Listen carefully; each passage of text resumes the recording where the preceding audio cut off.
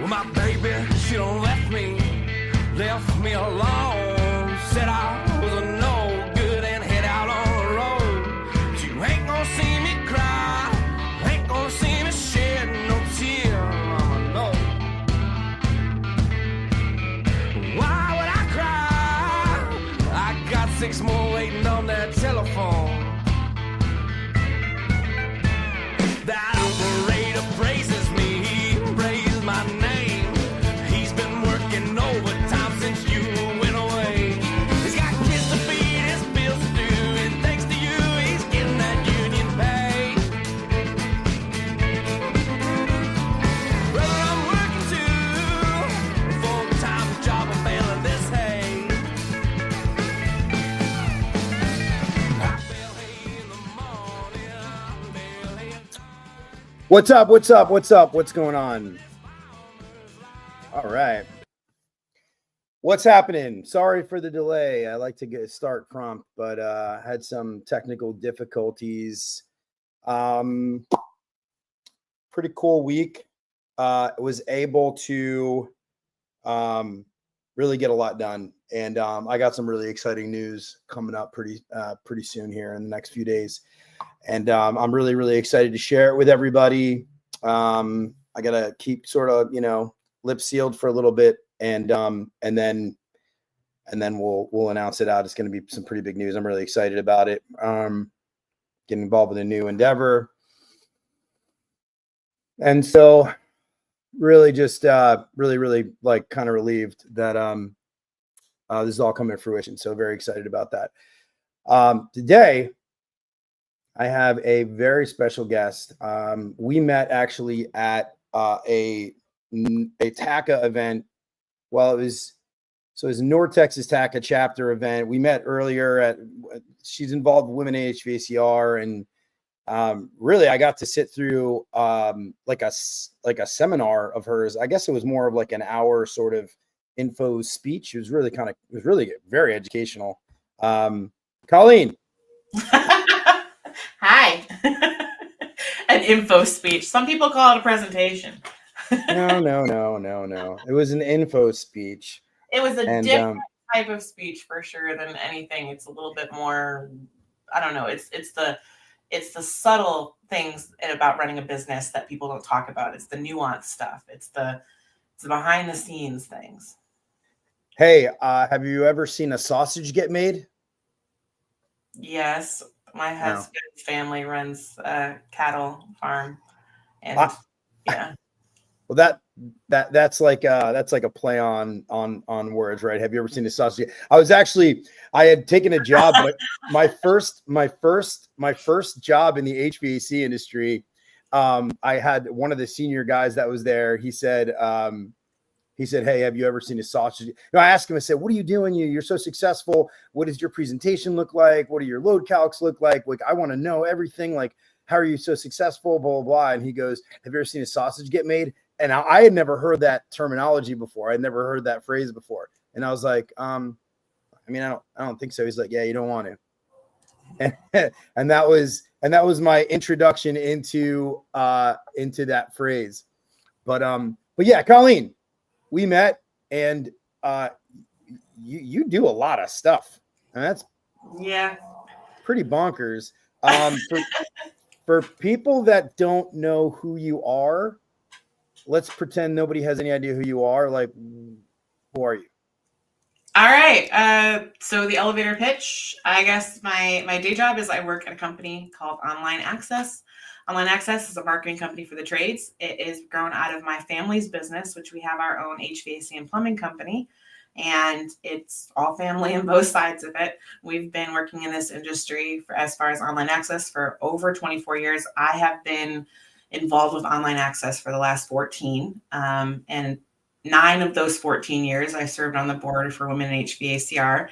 And am recently retired off of that. And since retiring off the board of Women in HVACR, I became the president of INWIC, which is the International Network of Women in Cooling, large in part due to the success of Women in HVACR.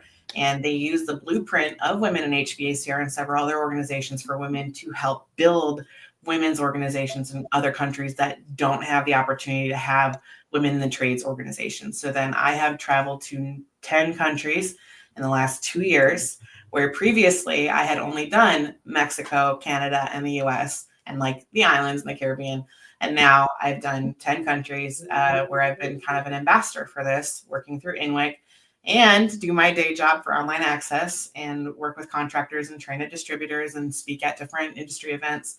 And I now serve on a couple different councils and boards, and as a consult for other software companies and stuff. So that's kind of all the fun stuff I do in my spare time.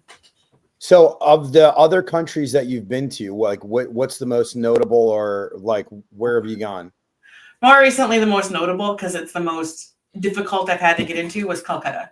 So I just got back this last October. When you saw me, I had just gotten back like a week or so ago from Calcutta, India. And I didn't know I was going. It was my first year missing Pantheon for service site, so I was super sad.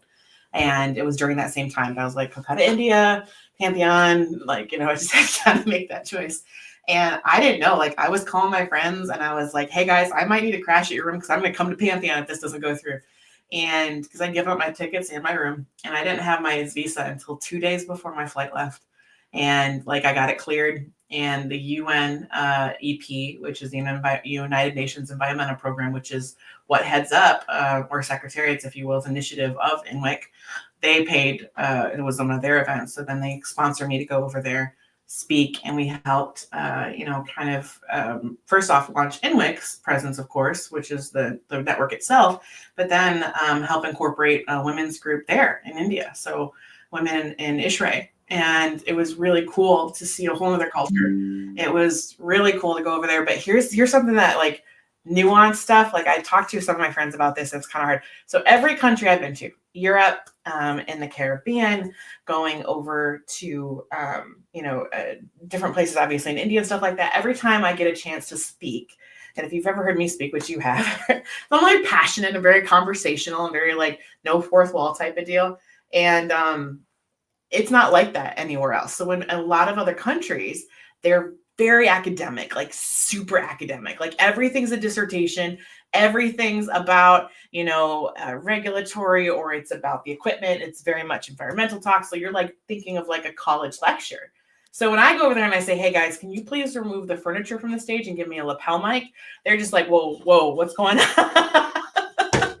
So it's kind of an interesting time when I bring in that kind of energy, and everybody really gets into it. And they're just I don't know how you can speak like that. And it's just man, here in the States, you have to speak like that. That's what people do in order to, be able to engage people. And it's so different over there. Yeah, we're so distracted. We're always vying for attention. But even before that, magnanimous people with great personalities and can deliver and communicate effectively are usually the ones that are gonna be the ones on stage, right? I mean, even all of the whether they're self-proclaimed gurus or they're actual influential people, in spaces, motivational speakers, etc. They've got to have. It's not just data. That's a very interesting point. What kind of differences are there in those other countries in regards to what you're trying to do, and what was your takeaways? Okay, so it is very different. It's been something I've had to learn to navigate culturally, looking at how they do trade shows or different things as far as how they do presentations, of course, but then of course their industry, what does contracting look like and some of this. So I've been to the United Kingdom, Europe, India, and the Caribbean. So that's where I did most of my travel, in countries in those regions, and learning about how their industry, what it's centered upon. So when I did a lot of work in Mexico, a lot of it's centered upon commercial. They're very profitable companies in commercial there, which is, that there's profitable commercial companies here in the US, but there's a lot more profit in residential because people can get paid the same day. There's a lot more popularity around it. Where in India and even in Mexico, very similarly, residential HVAC, it's a lot of one truck chucks. It's a lot of small businesses because it's very hard for them to enterprise a bigger business. And which is really funny for the UK, what I've also learned too is like there's similar things like that too, where there's outfits that are contractors and have technicians and stuff like that. But like the thing is they get a lot of their leads. They don't do marketing like we do here. Blame capitalism, whatever you want to call it. But like there's just a different way of going to business. And they do a lot of handshake referrals and stuff like that, but they depend on their distributor and their manufacturer to distribute leads to them. So it's a very different business model where here we would have to, it was like kind of like when I went to New York this summer and I saw how many garbage companies did so many branding, like so many garbage truck companies. And if you've ever been to New York City, they have big brands just like we do for HVAC companies because people choose who they want to do their garbage pickup. It's not like it's a city, thing. It's all privatized. And so very much here where in companies in other regions, like they don't really do like the big brand business. They don't really have that type of scale. So it's hit or miss, but it's not the same business model as it is here in the States. And another thing is because a lot of the regulatory, a lot of the academic changes, a lot of the things that we get as far as what's coming down the pipeline for us, as far as changes and stuff like that, we get from Europe a lot of the times. And so it's the big academic minds out there, the scientists, the engineers and stuff like that, that put all that stuff together and they do huge shows and summits where they get together and they talk about it and stuff. And they fully realize that none of this means anything if they cannot inspire people in the fields, the technicians, the people on the tools, as they say, if they can't inspire them to also incorporate those changes. And yet they have a very look down your nose type of approach and fully realize that most of these people in the field make more money than they do. But it's a big disconnect. Where in the States, we've done a lot to do best practice groups. And in the last 5-6 years, we've done a lot to celebrate the tech. If you think about it, we've done a lot to realize that we have a labor shortage, we have an optics problem, and that we might not be perfect, but we definitely have a healthy respect for knowing that we need technicians, and technicians is a very lucrative job. And we have best practice groups that get together and celebrate those contractor level importance. So anyway, I don't know if that made any sense, but that's kind of its backwards approach. If you think about, the U.S. has a lot of different things that we're not great at, but there's a lot of things we do get that we're light years ahead. Well, that that really opened up like a couple of thoughts. So am I wrong in saying, or is there a heavy presence of, maybe in the UK there might be, I'm guessing not in Caribbean countries or Mexico, but is there a large union presence? Is a lot of a lot of these jobs government jobs? So in the UK and some of the like older European countries and stuff like that, it's guilds, which is where kind of unions came from, right? So there is some level of that. And so they kind of shepherd those type of relationships or gatekeep, if I can be very clear. But this is speaking in generalizations. It's not that way everywhere, but in a large amounts of areas, it is, like you said, unions or guilds is what it was. Because if you think about way back in the day, they had guilds for different trades. And so they still have some of those today. And are those guilds, like if a homeowner called a service company, is there a chance that it's like a I don't know, are there government contracts set up in geographical areas? Is it like, are they private companies, but it was a guy that was in the guild, so it's really run sort of like a commercial job, kind of, as far as like I said, we're talking in generalizations because there's a lot of countries you're going through. But like, for instance, in the UK, we were just talking about it, like, it's very, like, there's not huge enterprise companies for residential like there are here. And a lot of them depend really on their distributor. Even though they might have a union or a guild they belong to, they depend on them for contracts for commercial things, but then also like safeguarding them for, like we talk about representation as a state level or as a nation level for different kind of code changes and stuff. That would be what they would use their unions for. And of course, things like best practices, as far as trading stories with other contractors.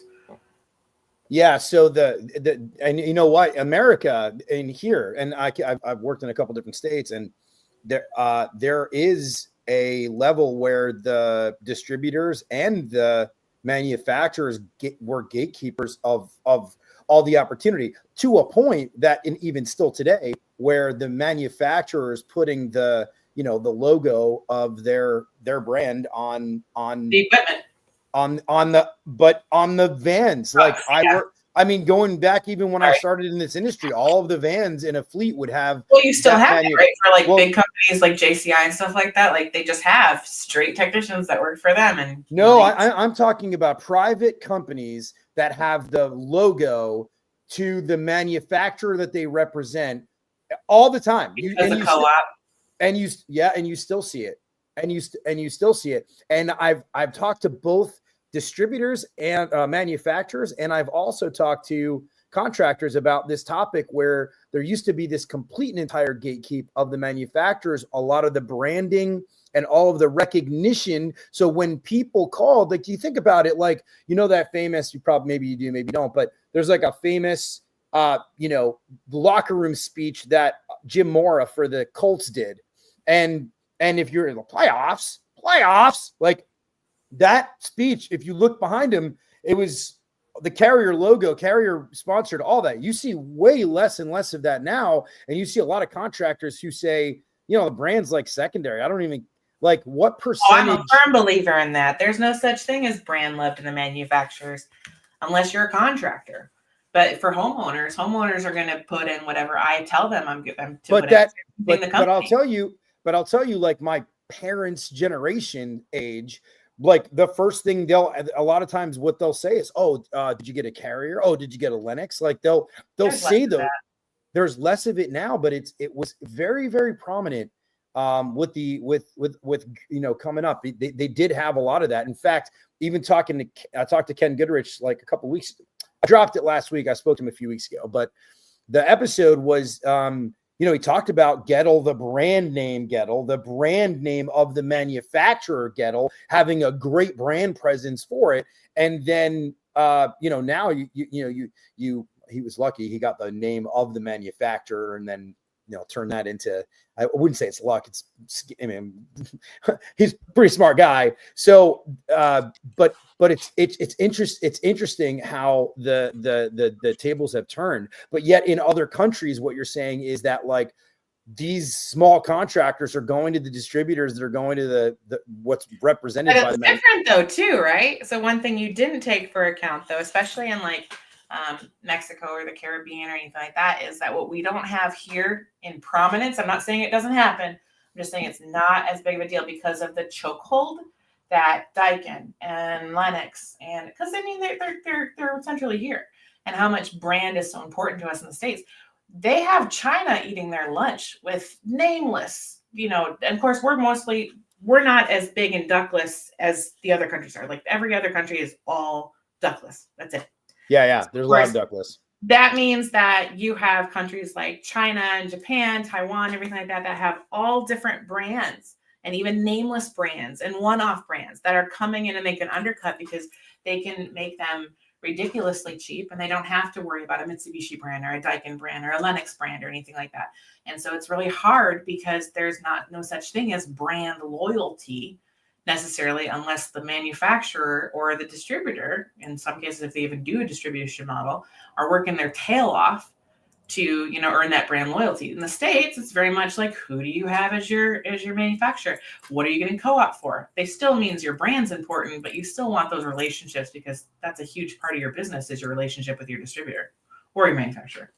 Yeah, it's interesting. I think about these other countries and I think about like almost like going backwards in time, because probably a lot of the, I'm imagining a lot of the countries that, you know, you're visiting, right? They haven't really it's still very much a trade. Like you said, it's still very much like there's the business aspect of it. It seems like it's not really present. And I would imagine kind of like where most of the US was in the 90s. Right. 90s. And now they're going to all figure it out because, you know, money runs uphill. So, yeah. So, okay. So in regards to that, you did some speaking there, and what else? I mean, are you actively creating like planting, like, we're trying to. So I think that's the best way to look at it as a model, right? So like for INWIC, it was like, hey, how do you boil the ocean? It's the entire freaking world. The US, we take for granted, like Women HVACR is a 24-year-old group or 22-year-old group. Sorry, I'm getting it confused with other things. 22-year-old group. And it's been around quite a while. Like Ruth King started it in 2002. And, you know, being able to have that kind of those roots, and it built up slowly over time, but it's always been recognizable. And we have a lot of that. And so like Women HVACR also encouraged the formation of Women HVACR Canada. They're working on Women HVAC group in Mexico. And then like the formation of dozens of women's groups in addition to Women in HVAC all over the US. And so it's just kind of like you see success of one, it really did inspire the creation of lots of others. Now, where we are for women in the trades now, have we ever arrived at anything? There's no such thing, right? Like we haven't arrived at any destination. One day I hope that there won't be the need for women's groups in the trades. That's my goal. But right now, what the trades level faces in the field is very different than what women face in, you know, business, corporate, or whatever like that. So there's two different things. We probably have, from the Department of Labor statistics, is probably more like 6% women in the field. And it's more like 27% in the actual like business level. Like you're talking about marketing, executives, C-suites, that type of stuff. Very different. Now, we don't have to fight against things like religion or culture as much as other countries like Africa, India, even Mexico to an extent, you know, like where it's such a much bigger barrier, if you will, that they're fighting against to even be considered for these jobs. So there's a whole lot of work to do, but it's more like a grassroots roots movement thing where INWIC takes successful organizations from all over the world that do this, like Women HVACR, Women in ASHRAE, other groups like that too. It takes the blueprint of what they have done successfully to build women's groups in their nations and basically equips women in those countries that want to start it and gives them the blueprint so they can skip the learning curve, you know, tools, resources, be able to start their own organizations. Because there's nothing we can do outside of the country. And even like, it would be arrogant to think that we could. It has to be inside each country to be able to have those groups start. You need people on the ground. You need to be able to address them at their needs, not what we assume their needs are. So we can do the best we can by just even encouraging them, showing blueprint, you know, that kind of stuff. So that's what we really do, is we strive to do that. So we go into different places, just even being at their Chillventa show this last year and having INWIC there for the first time and showing a banner. There's so many women like, I didn't even know there was a women's group to belong to. So yeah, it's stuff like that. So if you don't, because obviously there's an expense involved here. So, I mean, are there specific sponsors that are involved in this? I'm trying. So we're gonna get real on this call. I don't know who's watching, but we'll see if I get in trouble or not. So well, it's not really who's. I didn't think. The later I go on the live stream, the more people are in there. But what I've realized is that it's not really who's on here right now. It's cool to get people involved in the chat, and sometimes it's pretty good. Otherwise, we're really just having a conversation. And then people You're come fine. in and pop in and yeah, but yeah, I'd love to hear about. It's kind of crazy. Yeah, I'd love to hear about the sponsorships that you guys have. So what you're working on. It's hard, right? So INWIC, International Network of Women in Cooling, is made up of like 14 partners of different organizations all over the world. 13 actually. So, and like women, like ASHRAE is a partner, Women HVACR is a partner. Like we have U3ARC out of Africa, ERA out of Australia, JESRE out of Japan, ISHRAE out of India. Like there's more. So like there's all different groups that make up this group and this initiative, but it's an initiative. So that being said, it has a board and it has, you know, president-elect and all these different roles. And we have board meetings every other month. And the thing is it is a joint effort between World Refrigeration Day and UNEP, which is basically United Nations Environmental Programs. And because of the UN affiliation, you cannot get sponsorship or private sector funding because of the basically because of the political implications and that type of stuff. So it's really kind of hard. Look at Tersh. Yeah, Tersh is saying spill the tea. So the organization is actually sponsored by the United Nations. Well, it's all the partners. So it's all the partners putting it together. But yes, we do get like what's called an allowance that we have to go through an SSFA and we have to say what we're needing. So basically at the moment, I'm running a worldwide organization with a team of other organizations on a budget of like $30K. Like, it's not that much. And it seems like that's just paying for your travel at this point. No. So the travel, it's crazy. So everybody's trying to understand this, because I don't get paid to go, but I do get my travel reimbursed. So based on where I'm going and stuff like that, basic other partner organizations and stuff will sponsor travel and say, okay, we'll cover your flight and we'll cover your hotel for these times. And I'm not gonna lie, I added on extra days in certain places just so I could experience being overseas, like being in those countries. You were in India. You were in India. Like, I mean, that's not a short. I mean, no, it was an 18-hour flight. It was 13 hours to Dubai, 5 hours from Dubai. It was pretty crazy, but I used my own Amex points to upgrade myself to business class, it ruined me for flying forever. Really, it did. Oh yeah, you can't do that. But yeah, so as far as funding, my goal is to eventually get it so that INWIC can do its own privatized funding and figure out as far as a model for that. We'll see what happens. Like, we have a really awesome team of individuals. Like, I'm looking forward to seeing a lot of them at the winter conference in AHR in February, because that's when a lot of them come over. So I usually have a dinner where we usually discuss different plans for that. We have a lot of great partners, but it is really hard because the bonus is having UNEP involved is awesome, because of course UNEP has a lot of pull, a lot of press, a lot of really good connections. It's great. But it also is a ball and chain with the fact that it really does limit you and what you can do in funding, and you can't make things move without money. And I know that firsthand from even helping, grow up in the women HVACR stuff and what we've done over that. When I started, it was roughly just about 10K in 2015 that we were doing in revenue, that we had.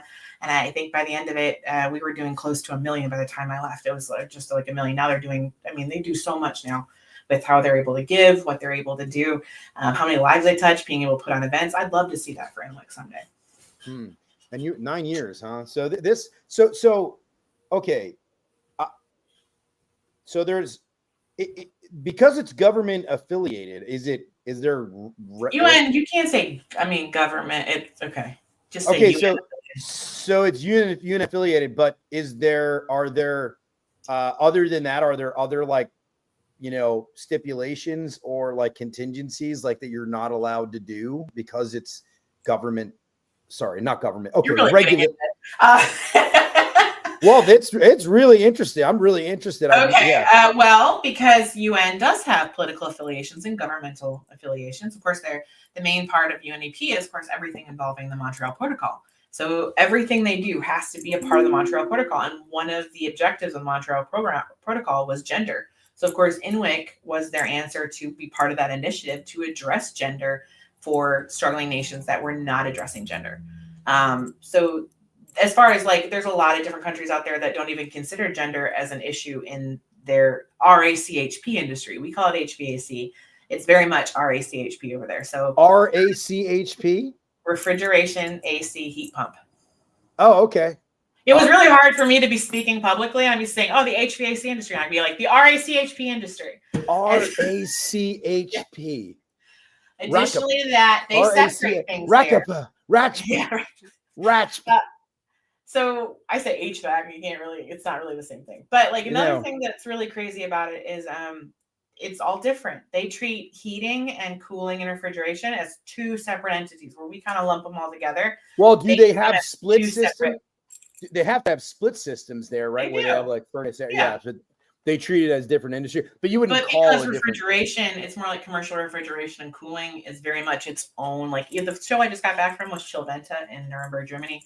That one is very much all about the cold chain. It's going to talk about refrigeration. It's talking about cooling, all those kind of products. And then next year in March is ISH, which is in Frankfurt, and that's very much more of the heating end of it and heating and cooling type of deal. So they really do separate them pretty heavily. Interesting. It's fascinating to me. So in now your travels in these other countries, seeing how other people live, seeing all this other stuff here, what's kind of, what are your key takeaways? What are your thoughts actually on, we've talked a little bit about the differences, but what's your kind of key takeaways from being in those places now?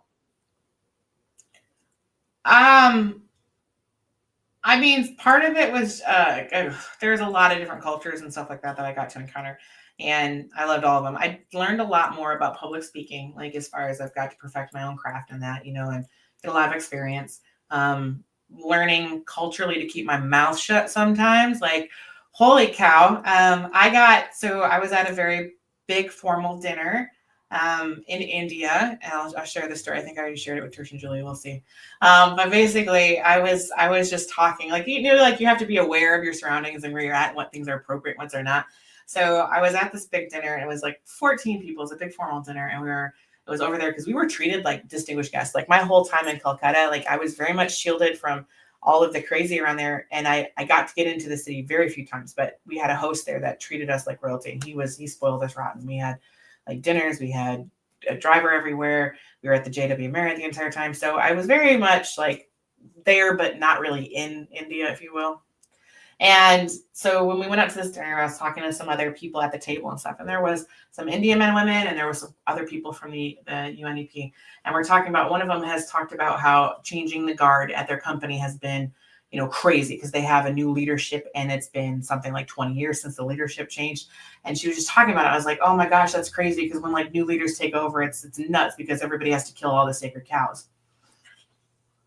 And unfortunately, saying if you've heard that terminology, like you said, making the sausage, like when you say kill the sacred cows, it's like anytime a new leadership takes place or a new corporate, CEO takes place, they have to like kill all the last things from the last person to make their mark. And it's like a really big deal. So it's the expression, kill the sacred cows.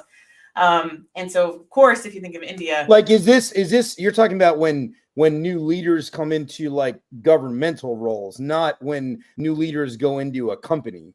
No, like a company too. So does each company have their own cows that they?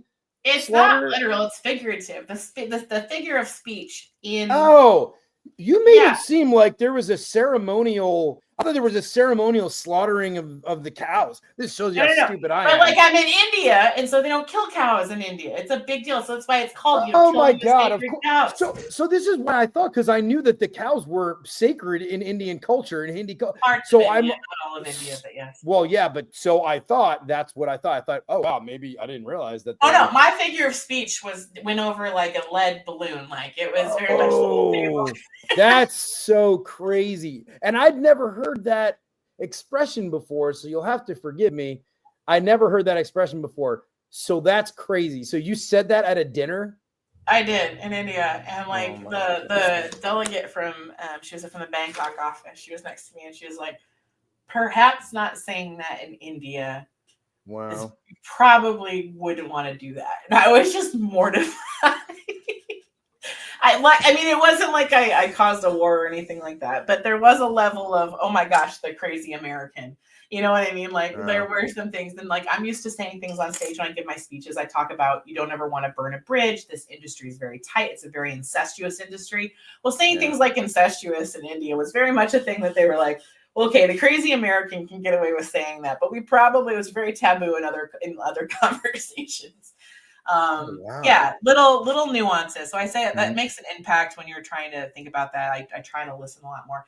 Language has not been a barrier. I have learned so much basic languages like hello and stuff like that. I've got that, but there's cultural things like that you pick up on how you do greetings, on how you walk into places, and like water bottles are super taboo. Like they know you're an American when you're having like a plastic water bottle. And of course, I'm not going to get anything in the water. So I am using plastic water bottles. But if you're taking pictures, like they do not want you to hold them. Like it's not considered sustainable. It's considered taboo. It's very much like we don't want them in pictures. So like how we worship plastic water. Like, can you buy them in stores there? You can, because it's kind of an unavoidable thing for like, they can make a lot of money off of them.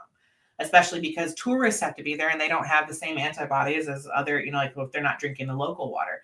But like when you're at events, they don't like picturing them there, especially in like heating and cooling, because it's not part of that green energy thing either. It's not being very green. But then the other thing is language. Language was not much of a barrier. Everybody asked me that, but there's so much AI. I have that headphones that translate for you, like while you're wearing them. Those are pretty awesome. I will say my favorite place to use those is the nail salon so far. But then other places like where you can kind of pick up on stuff. Plus, any of my presentations AI will automatically do subtitles in a different language. I can. So how are you So then how are you communicating? Like, I get that it's interpreting in your ear, but how do you communicate back? Honestly, 90% of the people I deal with all speak English, so it's really kind of like no-brainer. It's kind of a deal. But that's what I thought. I do have a translator. When I went into India, I had one of the panelists with me, and she was such a sweetheart. We went to some of the religious art installations around the city for their festival there, and it was really cool. But I was not prepared for the amount of people that I was going to be in with, and I stuck out like a sore thumb, being blonde and like tall, and so there were people like running up to me and touching my feet and begging and stuff like that. And she spoke fluent Hindi and was very much able to like help me navigate that. So there are situations. Wow. Like when I'm doing my presentations from stage, or when I'm actually doing phone calls and stuff like that, it's a non-issue. When I'm in there, I usually have a friend or somebody that speaks it fluently, and it makes it a lot easier. Well, I've been in a couple situations, but of course you use Google Translate and stuff like that too, and I can speak into it or whatever. Was that the weirdest thing that you encountered? Was the weirdest thing people begging at your feet, like touching your feet? Was that the weirdest thing? In India, I mean, you kind of see it in movies, right? So you're just kind of like, but when it happens to you, you're just kind of like not really sure, and you don't want to offend anybody. It's like I think weird. that's the thing, was just kind of walking like if I was in New York and I had somebody come up to me and I'd be like, all right, brush them off and keep going and just ignore them, right? And it's like, well, is that the same response you have in India, or is that because we're at these like they're pedals? American homeless are more self-conscious about they don't want. I'm sure that'd be a surefire way to get more money, right? They just beg at somebody's feet, right? Also, I mean, Calcutta has all sorts. Like they have a middle class, they have an upper class, they have a lower class. You really can't tell sometimes too. So it wasn't like I didn't want to assume, but then my friend would explain to me, what we were doing and like who they were and what they were asking for, that type of thing, and then say shoe and all that kind of stuff. So that was awkward, but like it wasn't. It was just kind of like So is it true? My buddy actually, did you drive it all there? You had to, right, from the airport to. Oh my God! My buddy said that because he worked in the IT world, and he said that there was like if there was a 5-lane highway, there were like no lanes. It didn't matter. The vehicles. They don't have lanes. They don't have turn signals. Everywhere. Yeah. Yeah. So there's scooters, and I have some of the videos I posted because that was the first thing. We always had drivers everywhere we went. So we always had drivers. We always had somebody taking us somewhere, and even some of the people that live there, they don't drive. Like they'll have a driver, and the cars there never are like they never are clean or like brand new because they always have scratches or dents or anything because it's nuts. It's people whoever needs to be the most aggressive. I thought Mexico City was the scariest thing I'd seen for driving.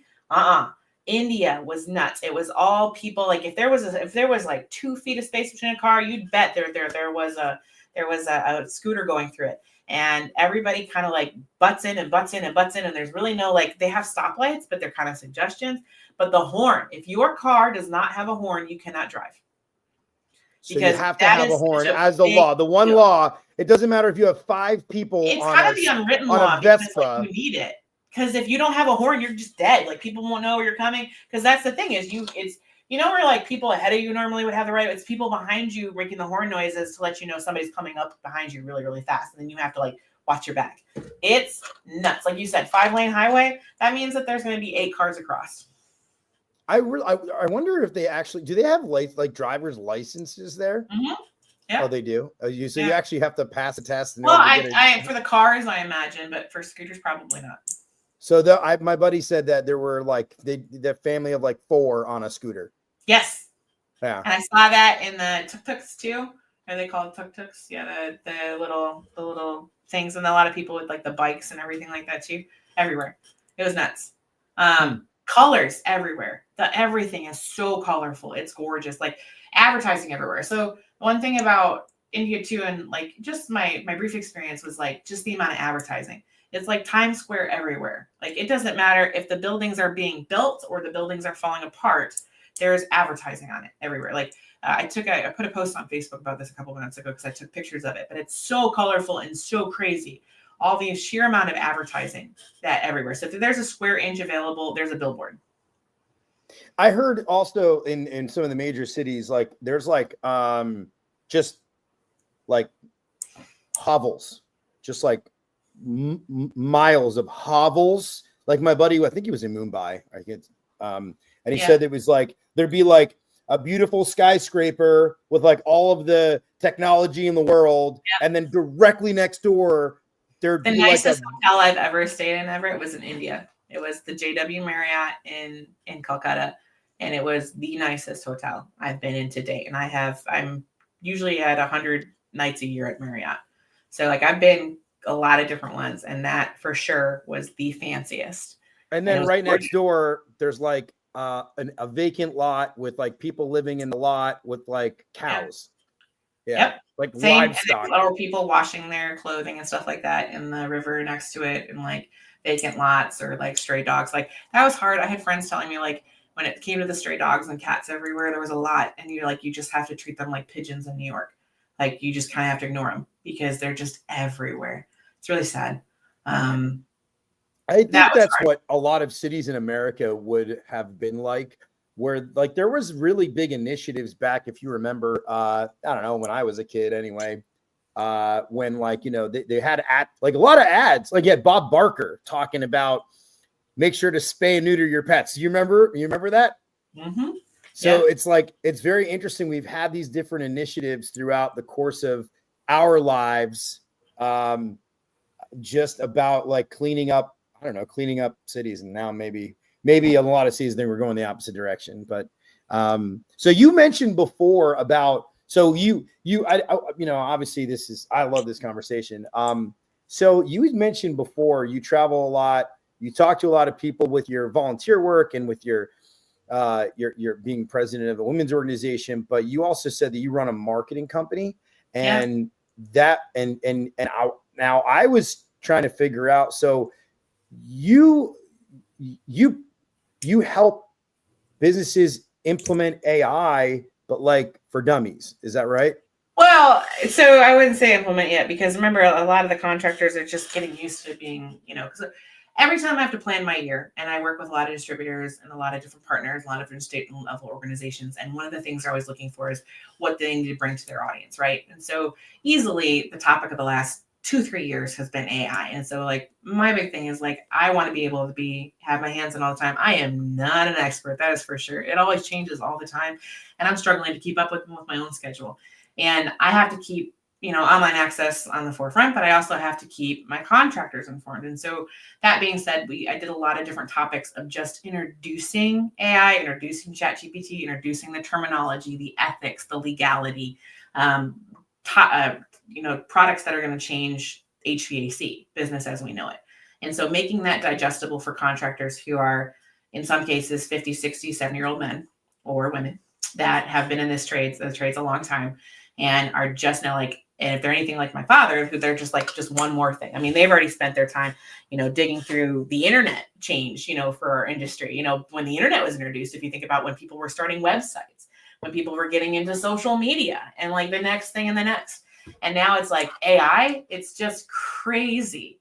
So that's one of the things that I kind of, like I told you, I think it's kind of like a missionary thing, but I have a 60-slide presentation, which is pretty thorough, but it's something to kind of introduce that. And my biggest advice to any of the contractors I work with or the ones I've spoken to is, you just have to start somewhere, because the more you put it off and you put it off and you put it off and you say, okay, I'm going to have somebody do it, or I'm going to hire somebody to do it, whatever that is. Like, you're just like, oh, I'll get to AI eventually, is the harder it's going to get, the deeper it's going to get. And if you just get a handle on it now, or just, keep tabs on it, or start playing around ChatGPT, or just download an app, or start using things, or have somebody in your office in charge of it, that's going to be a lot easier to navigate down the road, because it's going to pass you by. And it's not going anywhere, and it's going to have your business left in the dust if you're not willing to adapt. So that's the big thing. I agree with that. I love your approach. Like, let's like small cuts, right? Let's get you one cut at a time. Julie Blissett says you're humble, by the way. Obviously, Colleen is a trailblazer for helping bring the technology into the trades. Yes. But I like that approach, right? Because I mean, I feel like that in a way. I'm like, I use ChatGPT, or, I'm kind of like, AI to me seems like it's sort of in its toddler stage right now. And I'm like, this is I think this toddler needs to be in a timeout for a little bit before It might be the terrible threes, who knows? Yeah. But I can see that. I just think like there are some companies that I've met out there who, and it usually is because they have a younger leadership that is just embracing it and like, we are going full throttle. And there's some guys I've met that like they leave their business because they become AI junkies and they want to do everything AI, and now they're full consultants on it. So I mean, like some people are taking it by the horns and being like, eat, live, sleep, breathe, everything AI, and some people are just getting their foot, their toes in the water, and they're just kind of like trying to take it bit by bit. So, and what's the end result for you and your? Sorry to interrupt you. What's your end result for your marketing company then? Like how does this? How are you using it to help fuel your customers? So right now we have just the basics. I have partnered with a lot of different companies. We're looking at a couple different ones that we have for our clients, because sometimes it's either we invent the wheel or we have to reinvent the wheel. And I actually like my partnerships more than some of the stuff we have to build. So that's just me. Like depends on what it is. Sometimes I think that like, we're building stuff here at Online Access. We have about 500 some odd customers all over the US and Canada. And they range from the small guys, the 500,000s or less, all the way up to like, the 15 mils or more, like kind of thing like that. So we have a mix.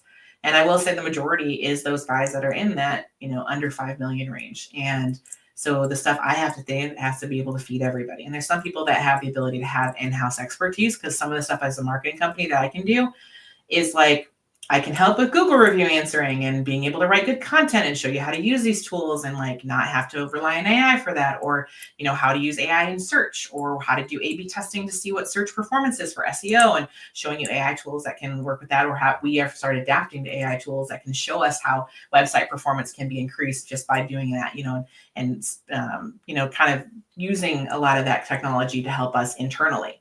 Externally, there are a lot of tools that a contractor needs that don't involve their marketing company. It involves a lot of their CRM stuff, their outreach, and you need a person in office to do some of that to implement. And so if we can help in any way, that's kind of something we like to do. But as far as offering those services, that's what we're trying to look at. Like, where's everybody's need going to be met? And it's a kind of a convoluted answer as far as we use a lot of internal AI tools to help improve or enhance what we're doing and to be able to be more effective and be kind of ahead of the curve and be able to have the conversation about where AI is going in search, especially for websites, where it's going for AI web design, that type of stuff. But as far as for our clients, besides review answering and stuff like that, it's just trying to get them to know where to start. Maybe someday, and that's what we're trying to look at, might be having more tools for that. But we have a lot of really good partners that we use for call handling, things we recommend for coaching, things we recommend for dispatch, that type of stuff. So that's not really those are very useful tools, but what you're talking about is a lot more resourceful than a marketing company, obviously, because you and your husband have run businesses before. So my husband works for Johnstone, so he is a branch manager. Okay. So my dad and I have the online access company, and so my uncle has the HVAC and plumbing company.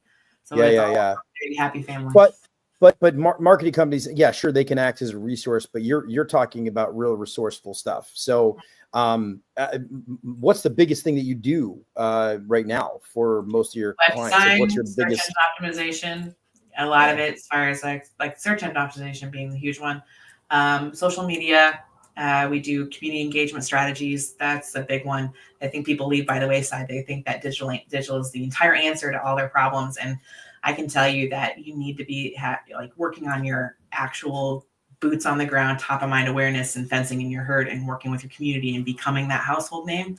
And that's what gets you found on search. You can get found on that first page, but nobody's clicking on you if they don't know who you are. The branding's huge. I have a theory, by the way, that direct mail the people that will leverage direct mail, because everybody's going digital, are going to tap into a market of old people with money. I'm telling you right now, okay, I worked for a company that had a very elderly population as their clientele. They had lots of money. They always needed service companies. Yeah. And guess what? Those people still look at their mail. They don't throw everything out. I don't think direct mail is done. I just think we do it poorly. So a lot of the clients I work with, they'll buy a list. And then they'll just like, put it out into the Ethernet or basically in the universe, and they'll case a neighborhood that they rarely spend time in, because they'll target based on like, this is a really popular neighborhood with a lot of rich people in it, and I really like it. This is where I really want to be, but it's 6 miles away or 7 miles away from my office. And you're like, okay, well, guess what? Like, where you do your mailings, I think this is one of the things I teach all the time, is there's a difference between your market area and your service area. Most contractors, where their address is, and they draw a circle around it, and they say, okay, this 50-mile radius or this 30-mile radius around my office, every driveway is my customer. Well, yeah, until you have to do your first like hour and a half service call back. And then now you don't have any type of efficiency. You're doing more windshield time than you're actually doing in business. And so that's where you're getting into, like, if you actually look at your numbers and see where you have the most presence, it's really easy, because you can tell at the couple zip codes around you that you have the most impact, where people recognize you. They see your trucks every day. They see your yard signs. You have raving fans. There's referrals. And so when you mail to those neighborhoods and when you put billboards out in those neighborhoods, they work because people know who you are. You're the brand. It's not some stranger. So as we sort of, we got about maybe we'll do a little more here, like maybe another 8-9 minutes. Let me ask you a question. You work with a lot of contractors, you've worked in a lot of organizations. What's one, and I ask this on every episode, and I can't wait to do a clip all these. What is one professional experience you've had? Could be a customer. It would be great if it's a customer. That has been so impactful that it lives with you wherever you go. I've had a couple, but I've never talked about this one on a podcast before. And if you feel comfortable about it, you don't have to say names. You don't have to say names.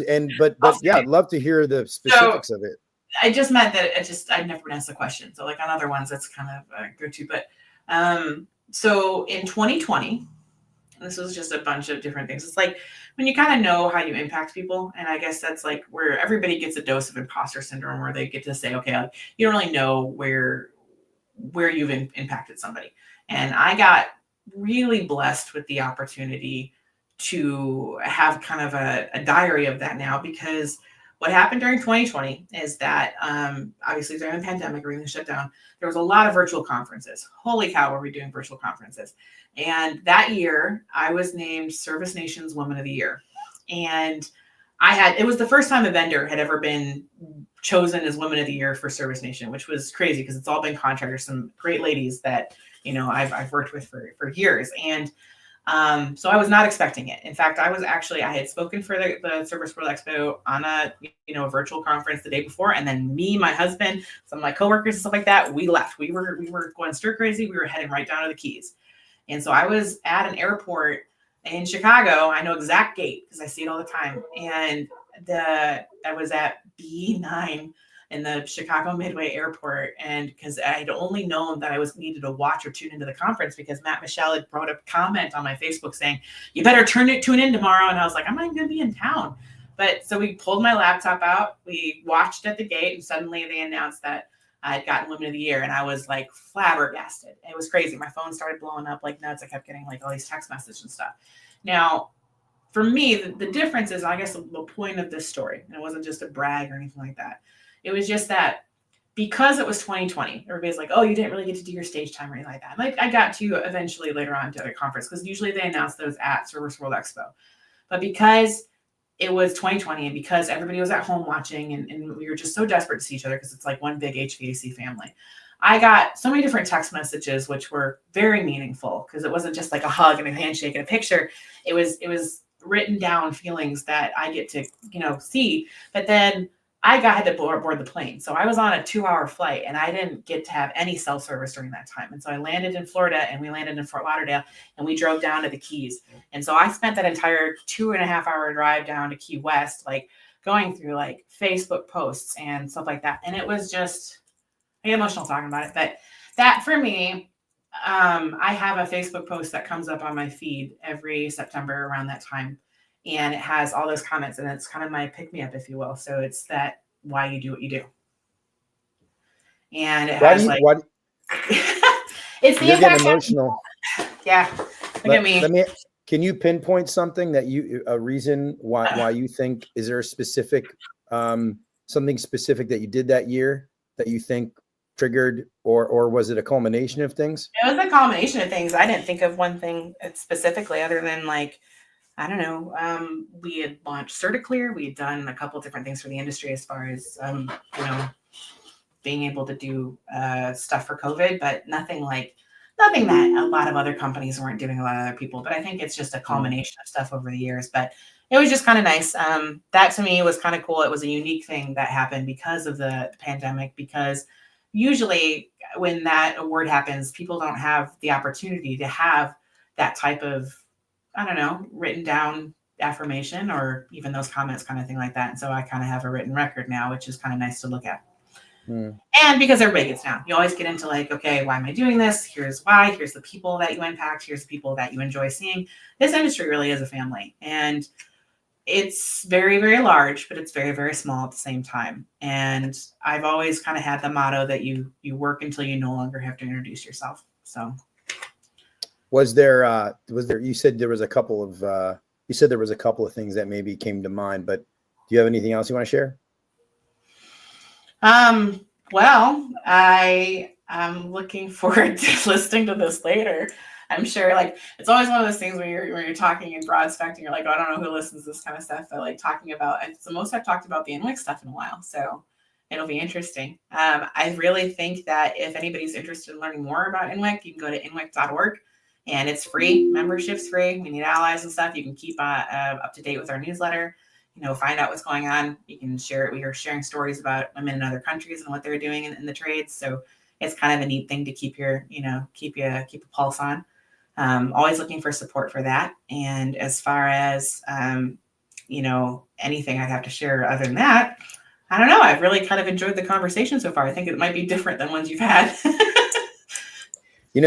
It's pretty clear you have a distinct passion for this industry and for what you do, and the amount of time that you actually spend not making money doing what you do is like volunteering your time and your life to this, to obviously being the head of these groups and influencing people. And I think when, we look back at, I don't know, in 30 years, 40 years, 50 years from now, and you look back and you say, did I do anything? Am I leaving this planet better than I found it? Did I make an impact? Will my kids and grandkids look at me in a way, or even not my grandkids and kids, and maybe other people, will they look at me in a way that says, hey, that was my grandma, or hey, this was a really important woman in my life? And it sounds to me like Colleen, you're definitely on that road for sure.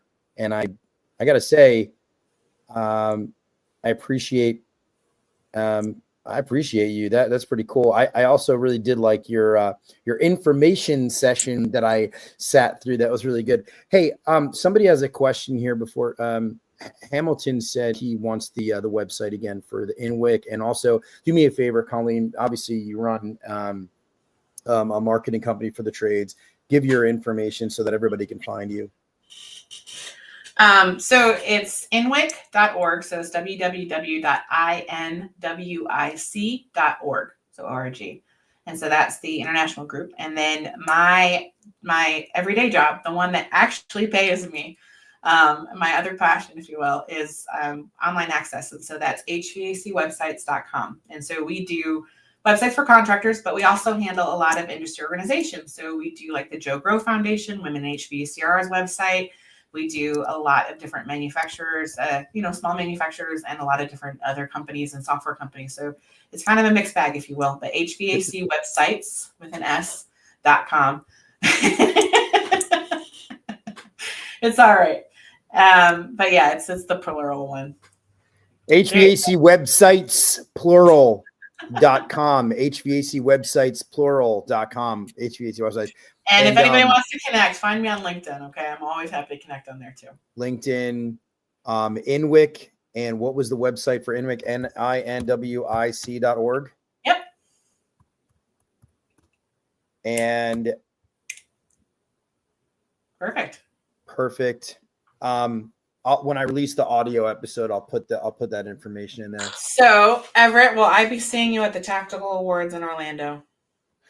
My plan is to be there, so I will definitely.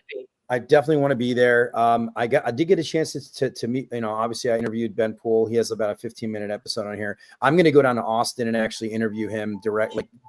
I really want to spend more time. I really want to spend more time with Ben. And for those of you that don't know who Ben Poole is, he's the creator for HVAC Tactical. Not everybody that listens to this is in the HVAC industry, but HVAC Tactical is an incredible organization. Go to the website, Google it up, and Ben created this. There's really cool gear. Actually, Colleen is wearing their shirt, an HVAC Tactical shirt. Really cool. I'm really excited to go down to Austin and talk to him. And so, Colleen, dude, this has been super awesome. I really enjoyed this conversation. Julie says I got to be there. Yes, it's my plan to be there. I'm really excited about it. So, big shout out to Tersh and Julie for Service Business Mastery podcast. They were hanging out in the chat tonight, and super cool. All right, guys, till next week. One other tiny quick thing, by the way, and maybe many of you have seen my post here. So I've subtly changed the name of my podcast. This podcast was the Sales Tales podcast. So I was in this house. It is now, I've just changed it to So I Was in This House podcast.